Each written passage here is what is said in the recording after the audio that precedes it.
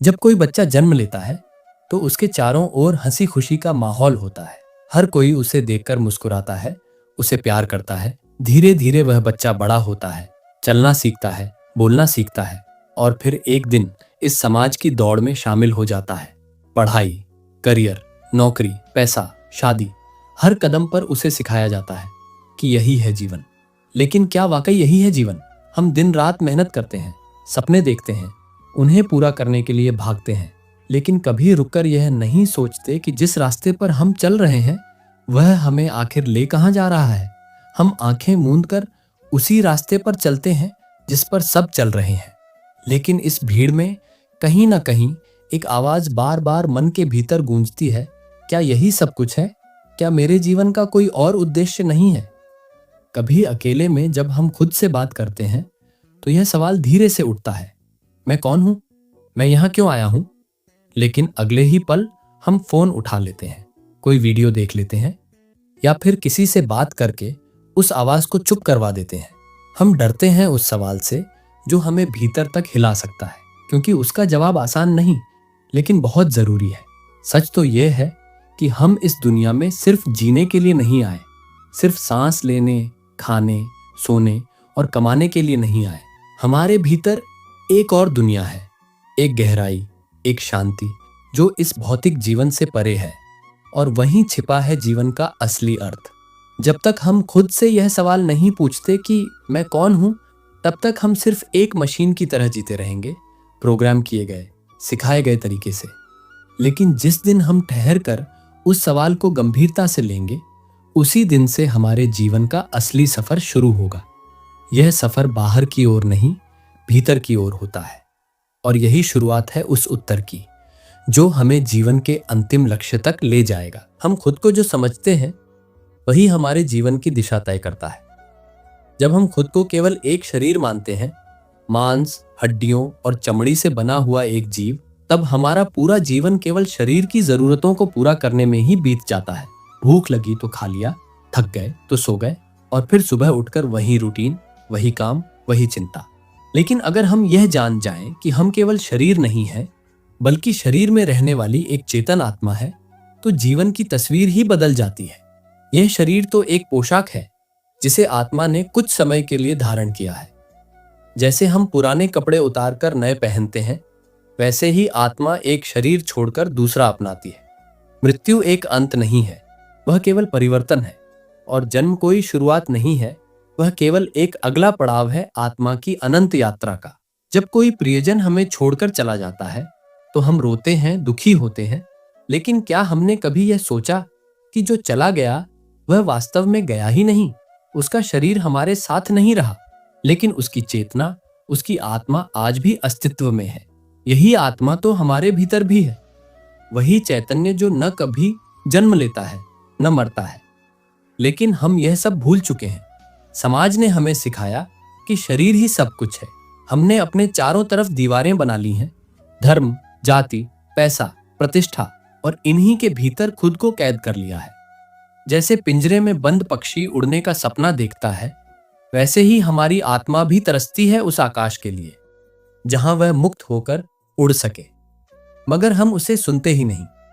जिस दिन हम यह स्वीकार कर लेते हैं कि हम आत्मा हैं, न कि केवल शरीर, उसी दिन से हमारे विचार बदलने लगते हैं। हम दूसरे को अलग नहीं, खुद का ही विस्तार समझने लगते हैं। क्रोध की जगह करुणा आती है, लालच की जगह संतोष, और डर की जगह प्रेम। जीवन अचानक एक रहस्य से भर जाता है और हर दिन एक साधना बन जाता है उस परम सत्य को जानने की जिसे हम ईश्वर कहते हैं। और यहीं से शुरू होती है वह आंतरिक यात्रा जो हमें हमारे अंतिम लक्ष्य की ओर ले जाती है। जब आत्मा इस संसार में आती है तो वह एकदम शुद्ध होती है, निर्मल, शांत और दिव्य। लेकिन जैसे जैसे वह इस दुनिया के संपर्क में आती है, वैसे वैसे उस पर माया की परतें चढ़ने लगती हैं। यह माया ही है जो आत्मा को उसके असली स्वरूप से दूर ले जाती है। मोह, लोभ, क्रोध, ईर्ष्या और अहंकार, ये सब माया के ही रंग हैं जो आत्मा पर चढ़ते चले जाते हैं, और धीरे धीरे आत्मा यह भूल जाती है कि वह कौन है, कहां से आई है और उसे कहां लौटना है। बचपन में हमें जो मासूमियत महसूस होती है वह आत्मा की झलक होती है, लेकिन बड़े होते होते जैसे जैसे दुनिया की चालाकी, प्रतिस्पर्धा और अपेक्षाएं हम पर हावी होती हैं, हमारी मासूम आत्मा धीरे धीरे पीछे हटने लगती है। हम अपने भीतर के प्रकाश को भूल जाते हैं और बाहरी दुनिया की चमक दमक में उलझ जाते हैं। इस उलझन का नाम ही संसार है। हम सोचते हैं कि अगर हमें अच्छा घर मिल जाए, बढ़िया नौकरी मिल जाए, समाज में नाम हो जाए, तो हमें शांति मिलेगी। लेकिन यह सब पाकर भी भीतर एक खालीपन बना रहता है, एक अधूरापन जो हर समय हमारे साथ चलता है। दिन के शोर में वह दब जाता है, लेकिन रात की खामोशी में वह फिर से उभर आता है। हम इस भ्रम में जीते हैं कि जितना ज्यादा हम संग्रह करेंगे उतना ज्यादा खुश होंगे। लेकिन सच्चाई यह है कि संग्रह से सुख नहीं आता, बल्कि उलझनें बढ़ती हैं। एक वस्तु मिली तो दूसरी की चाह जगी, एक इच्छा पूरी हुई तो 10 नई इच्छाएं पैदा हो गईं, और इसी दौड़ में हम थकते जाते हैं, टूटते जाते हैं और जीवन धीरे धीरे एक बोझ बन जाता है। हम दूसरों से तुलना करना शुरू कर देते हैं। किसी का घर बड़ा है, किसी के पास ज्यादा पैसा है, किसी की नौकरी ऊंची है, और हम बस इसी तुलना में खुद को कमतर समझने लगते हैं। ये तुलना ही हमें भीतर से खोखला कर देती है। हम भूल जाते हैं कि हर आत्मा की यात्रा अलग है, हर किसी का रास्ता अलग है। लेकिन जो बात सबसे ज्यादा दुख देती है वह यह है कि हम इस भटकाव को ही जीवन मान लेते हैं। हम ये मान बैठते हैं कि यही सब कुछ है, बस दौड़ते रहो, कमाते रहो और एक दिन बिना कुछ समझे इस दुनिया से चले जाओ। पर भीतर कहीं ना कहीं आत्मा धीरे धीरे दस्तक देती रहती है। वह याद दिलाती है कि यह जीवन केवल दौड़ने के लिए नहीं, बल्कि जागने के लिए है। यह संसार परीक्षा है, लेकिन अंतिम सत्य नहीं है। जो इसे समझ लेता है वही धीरे धीरे जागना शुरू करता है, और जागना ही पहला कदम है अपने असली लक्ष्य की ओर बढ़ने का। जब मनुष्य जीवन की इस भीड़ भाड़, इस भ्रम और भटकाव से थक जाता है, तब एक प्रश्न उसके भीतर उठता है जो धीरे धीरे उसकी आत्मा की ओर इशारा करता है, और उसी क्षण से वह यात्रा शुरू होती है जिसे संतों ने आत्म जागरण कहा है।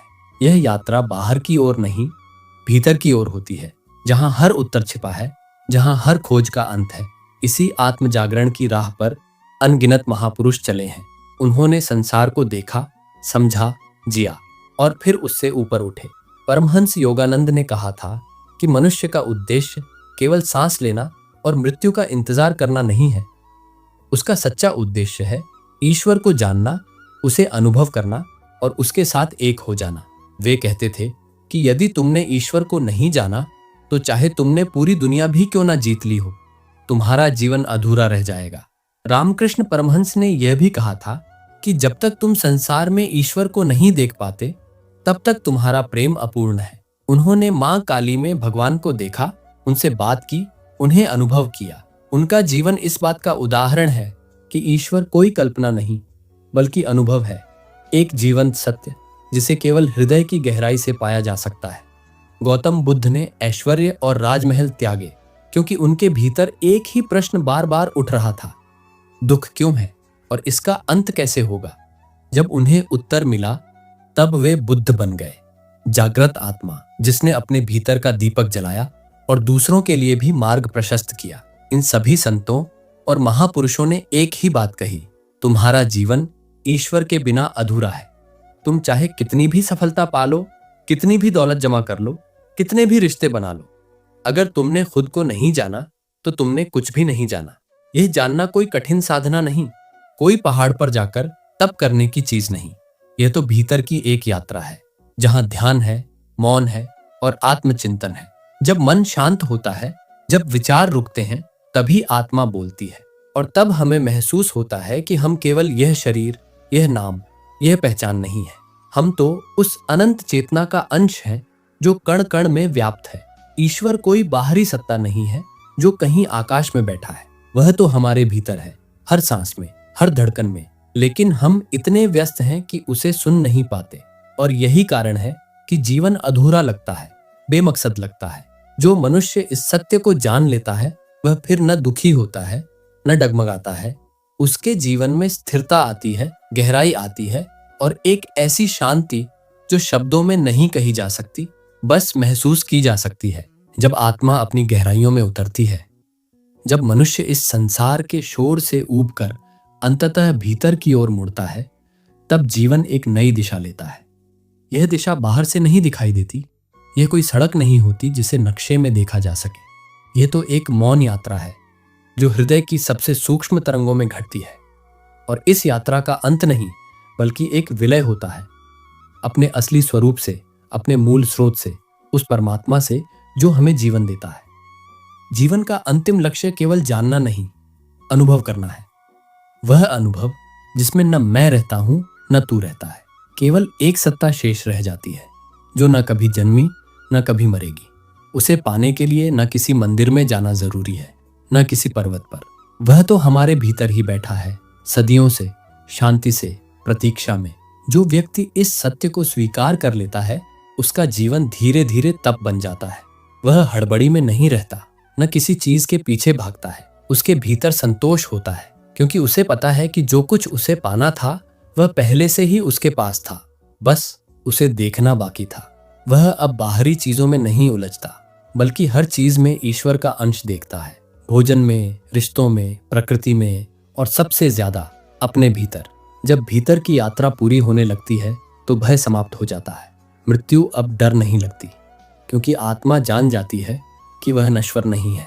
जीवन अब कोई बोझ नहीं लगता क्योंकि वह एक साधना बन जाता है। हर दिन एक अवसर होता है और हर क्षण ईश्वर से एक नई भेंट। पर यह रास्ता केवल संतों या ऋषियों का नहीं है। यह रास्ता तुम्हारा है, मेरा है, हम सबका है। हम सब उसी एक परम सत्ता के अंश हैं। हम सब उसी ओर लौट रहे हैं, चाहे धीरे धीरे, चाहे अनजाने में। बस जरूरत है उस मौन आवाज को सुनने की जो भीतर से पुकार रही है। वह कह रही है, रुक जाओ, सोचो, देखो, क्या तुम सच में वही हो जो तुम्हें दुनिया ने बताया है, या तुम उससे कहीं ज्यादा गहरे, शांत और दिव्य हो। जिस दिन यह उत्तर भीतर से आ जाता है उसी दिन जीवन पूर्ण हो जाता है। फिर कोई और प्रश्न नहीं बचता, न कोई और तलाश। फिर जो रह जाता है वह केवल एक गहरी, अव्यक्त शांति है जो शब्दों से परे है। यही है जीवन का अंतिम लक्ष्य, अपने आप को जानना, परमात्मा से मिलना और सच्चे अर्थों में मुक्त हो जाना।